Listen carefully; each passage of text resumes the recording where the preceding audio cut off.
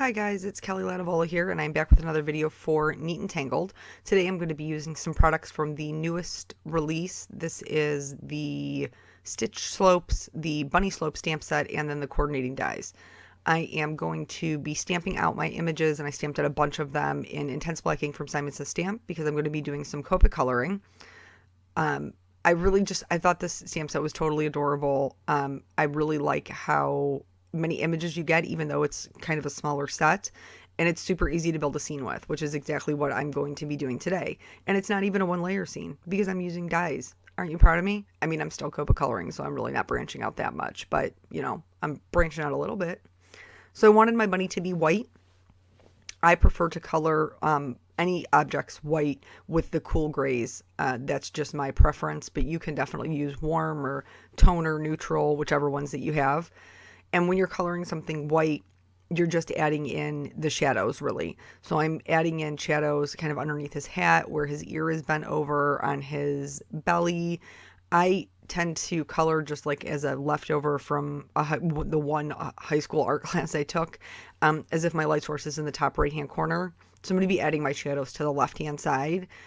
You do whichever you're comfortable with. So you can do like a central point where your highlight is in the center and then you kind of add shading to both sides.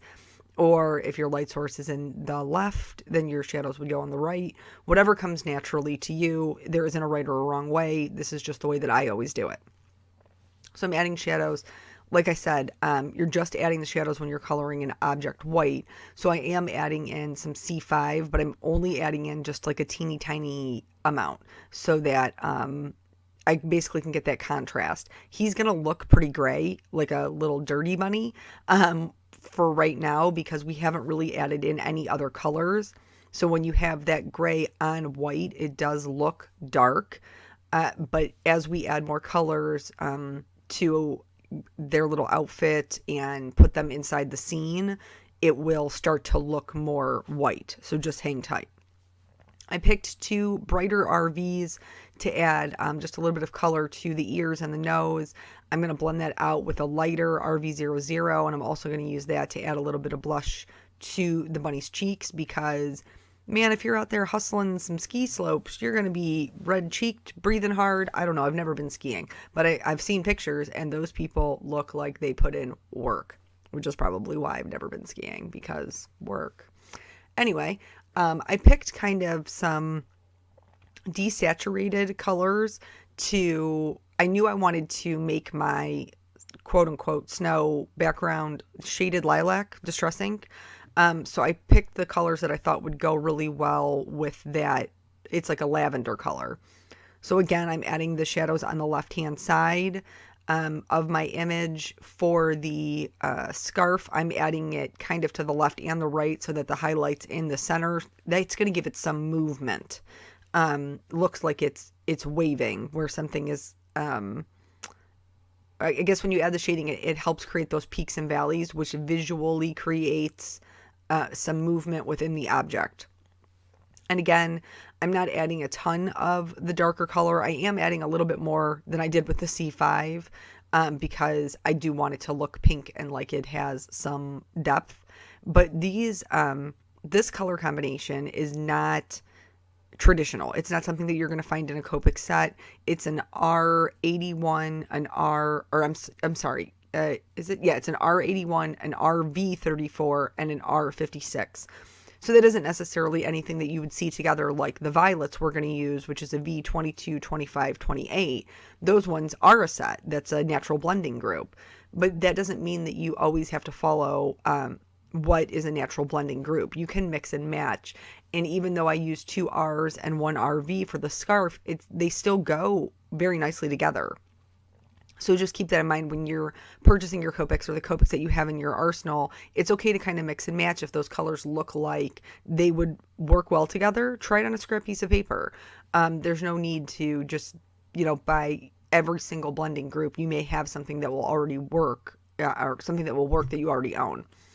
So I use the violets to just color the accents on the little ski outfit. and I decided I wanted to make the outfits striped. It probably would have been easier to just color those in all one color, but I thought that it would be something fun to kind of add to alternate that between white and purple. I also did the skis that color. I don't know if there's purple skis out there. I imagine that there are. And this little bunny is like super matchy and everything is coordinating, because if I skied, that's how my outfit would be. Like I can't help myself. Everything has to match. I couldn't have like, I don't know, red skis, and I don't even know what doesn't go with red. That was a bad example. Moving on. Anyway, I couldn't have an outfit that didn't match. So for my trees, which I stamped out a couple of these, like I said, we're going to be building a scene.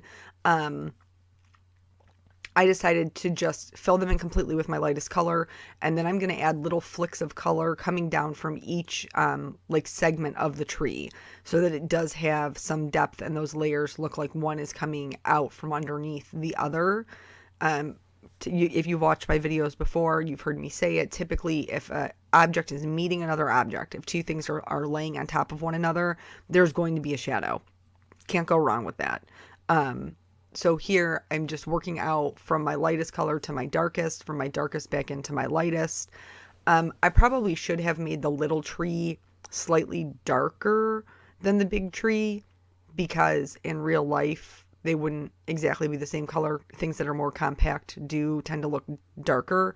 But I was just, in the flow and doing my thing, and I wasn't really thinking about that. And I think it looks fine either way.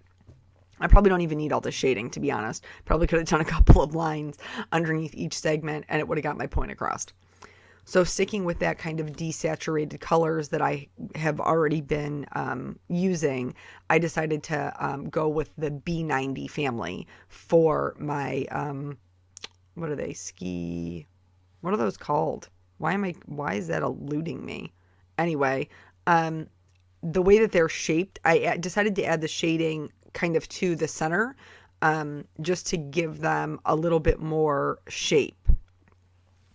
So I'm going up from the center toward the top and down from the center toward the bottom. So my lightest points are going to be on the top and the bottom, because I feel like that's how they would look. I'm going to use those same C markers to add the shading in to like the connector piece. And again, I'm just adding very minimal of the C5. For the windows, I decided to bring in a B quadruple zero. They're basically the same color, honestly. I own them both, but they really are like the same thing.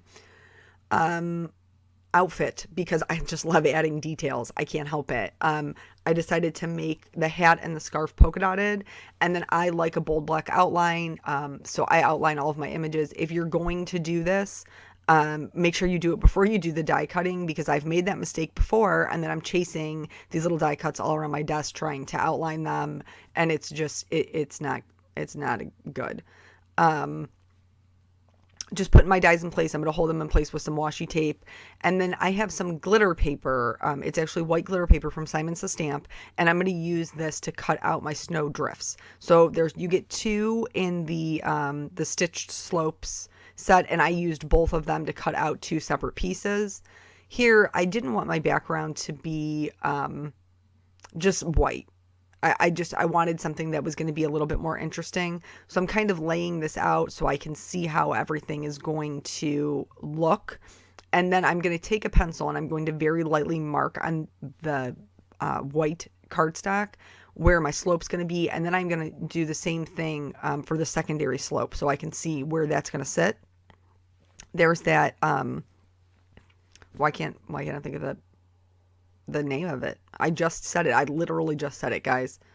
The shaded lilac. Oh, wow. Long walk, Kelly. Anyway, I'm using an ink blending tool and blending that on the paper. You can see that it looks terrible. It looks awful. The reason it looks awful is because I'm going to cover that part up, so I don't care. I wasn't trying to be conscientious about it. I did kind of want like a spattered or a snowy look in the background. So I'm not working on watercolor paper, so I'm using minimal amounts of water here. I did just kind of flick on some clean, clear water to break up the blending that I had already put down. And then I smushed some of that shaded lilac on an acrylic block so I could spatter that. And then if you've been watching the videos anytime in the past 2 months, you know what's coming next because I cannot stop myself. I have no self-control. Perfect pearls. You can see I was like, ta-da! Did you see my hand? Even when I was making it, I was like, I know they're going to be like, oh my gosh, with the perfect pearls, Kelly. But I can't stop using it. And honestly, I've never bought another jar. Do you know how long I've owned this jar of perfect pearls? I have used it in the past. Like, this isn't the first time I've ever used it. And it just lasts forever and it gives such a pretty shine. I'm totally good with it. So after this, I laid everything out, and then I really didn't like how just it was white on white. So I was like, well, I'll try to add some shading to the glitter paper. Oh my gosh, you guys, it totally worked. It totally worked. So now I'm super stoked because I own like a whole packet of this white glitter paper, and I just realized that I can color it with all of my distress inks, and it's awesome. I'm so excited. And even when I like blotched it on there, you saw I was just pounced it right on there. It still looked, I could still blend over it and it was good. So I needed something to add the little ski lift, the little carriers to. Ski lift. There we go. How long did it take me? Like 5 minutes after the fact. But anyway, so I just kind of drew my own. I'm going to tell you right now, I've never been skiing, but if you see a ski lift that looks like the one that I just drew, don't get on it because I'm pretty sure it's going to kill you. Like, it is so cattywampus. Just the thing looks bajiggity. But nonetheless, that's what it was, and I wasn't starting over again. So I'm good with it. I'm just moving on. I adhered one of the snow hills, one of the little slopes flat with some Tombow multi-glue, and then the next one I popped up. Because my bunny is going to overhang both of those slopes, I'm going to add foam tape to the top of the bunny and Tombow multi-glue to the bottom of the bunny so that everything is flush, so it's laying on the same level. And then adhere that down.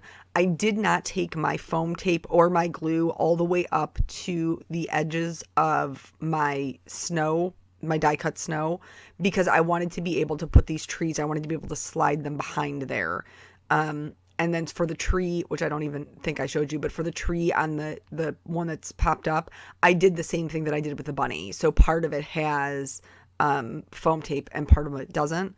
I wanted to add some snow to the top of the trees. I thought that would be a cute little added detail. So I went in with my white gel pen and added that. And then I popped up my little ski carriers with some foam tape as well. The last thing that I am going to do to just kind of complete the card is we're missing a sentiment. So I tried black, I tried gray, I tried a bunch of different colors, and I didn't like any of them. What I ended up finding was this Velvet Orchid, which was a Simon Says Stamp ink, and it matched that shaded lilac perfectly. So I stamped that on a white piece of cardstock. I did a very minimal banner shape on the end, and then I'm going to adhere this flat. I was a little nervous about how it would adhere to the glitter paper. It gave me no issues. It was totally good. So I'm going to put that down and then trim off the extra that's hanging over. To bring the whole thing kind of together, I am using Nuvo drops in Morning Dew. And these are the ones that dry completely clear. And they look like, I mean, they almost look like glass when they dry, which is so cool. So I added a couple of little dots of those. And then just to give the windows on the ski carrier some shine, I'm going to put in some glossy accents. I also dotted around my glossy accents a little bit around my background. Again, just to add some shine and some interest, a little bit of texture to the card overall. And I'm not even trying. I'm just letting the bottle do the work. I'm not squeezing or anything. I'm just dotting it around. And then that's the whole card. So thank you guys so much for joining me. I hope that you will find something in this card to inspire you or a technique to try. And I will catch you guys on the next video. Bye.